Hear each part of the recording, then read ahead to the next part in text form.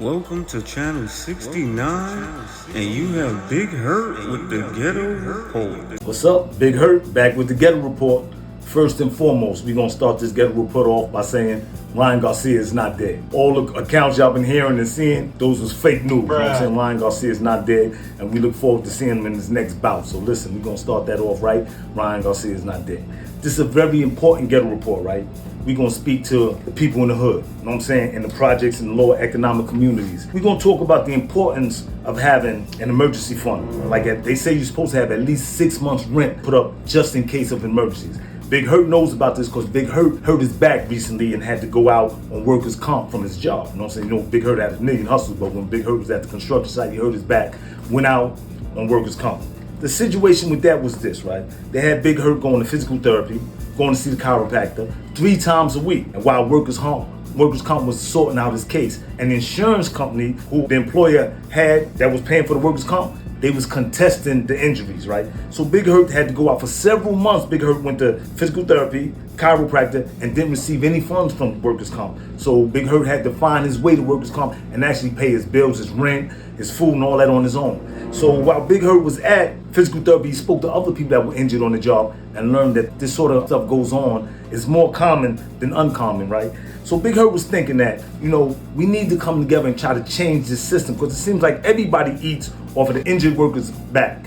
First of all, workers' comp is getting paid because Big Hurt didn't really think the physical therapy or the chiropractor was really doing that much because Big Hurt has a substantial back injury, 2 herniated discs in my back. But I seen other people who were struggling to pay their bills and waiting for workers' comp to give them, because you get 60%, you're supposed to get 60% of your salary. So if people waiting 6, 7, 8, 9 months, they don't care how you're supposed to support yourself or move on with your life. They don't care. They just telling you, go to physical therapy and wait for your case to be adjudicated. And the problem with that, we interrupt our program to bring you this important message.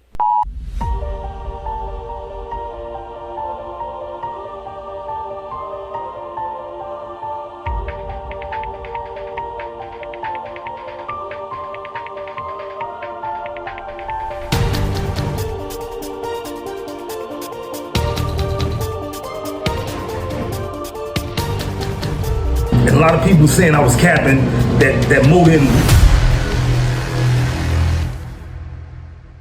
Do you know what happened to him? Yes.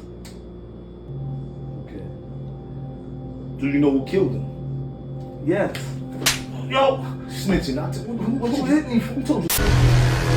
Is this, right? A lot of times what Big Hurt has gleaned and learned from going through this, walking the steps himself, is the insurance companies, right?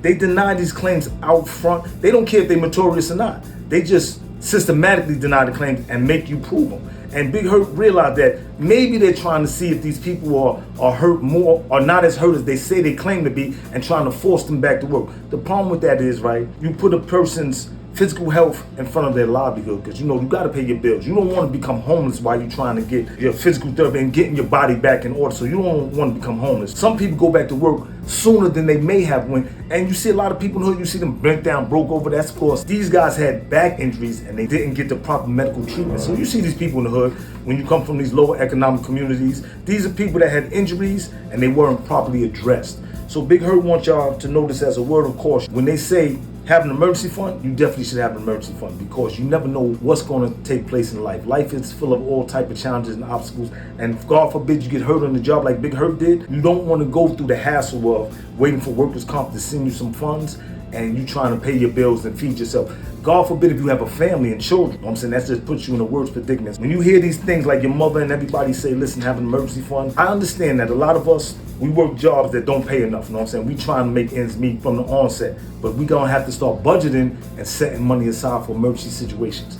I'm trying to talk to my people, you know what I'm saying? I'm for a Big Hurt for the people. I'm talking about black excellence. If we're gonna achieve black excellence and reach our heights and our overall potential, we're gonna have to walk this walk very carefully. We're gonna have to strategically plan ahead and make sacrifices. Even if you're making just ends meet, maybe cut out the hookah, maybe cut out the weed, maybe cut out something that you really don't need and set priorities, you know what I'm saying? And have an emergency fund put to the side in case of emergency. You know what I'm saying? You don't want to be caught out there and need some funds and you don't have them. You know what I'm saying? Because they prey on that.